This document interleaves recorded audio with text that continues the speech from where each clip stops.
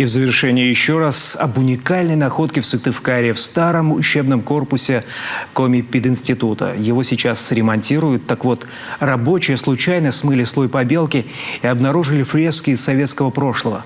Когда и почему закрасили полотна, неизвестно до сих пор, однако уже удалось выяснить имена некоторых героев. Анна Зубарева знает детали. Слева скорбящие женщины в платках и солдаты, справа современные по меркам создания росписи люди. В слегка расклешенных брюках и пиджаках. Один из них – живописец Николай Цветков. Более 40 лет назад ему и многим другим оформителям предложили позировать для настенной росписи. Каждого сначала сфотографировали, сделали эскиз. Однако саму работу Николай Кузьмич впервые увидел лишь после снятия побелки, которой много лет назад закрасили изображение. Я вот узнаю здесь художников Валентина Кублицкого, Евгения Борисевича, график очень мощный. Ну, это вот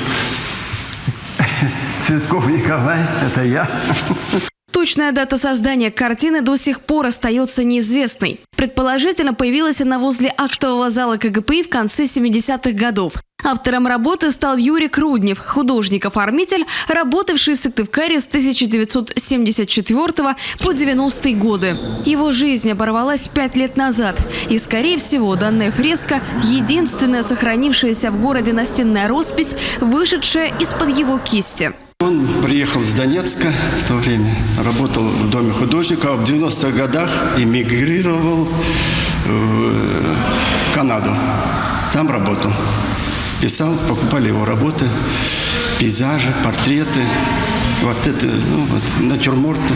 Как только фрески были обнаружены, в руководстве СГУ задумались, что делать дальше. По концепции таких творений здесь быть не должно, поэтому предполагалось, что их будут закрашивать. Но сперва ВУЗ обратился в Минкульт Коми с просьбой провести экспертизу, чтобы определить художественную или историческую ценность находки. На современном этапе вот такое панно создать, наверное, у нас не может никто.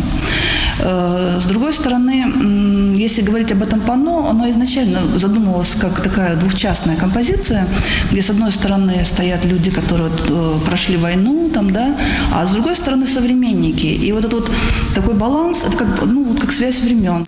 25 августа специальная комиссия приняла решение сохранить фрески советского периода. Найденная настенная роспись представляет собой безусловную ценность, как пример регионального монументального искусства. Наличие подобного панно делает интерьер учебного заведения уникальным.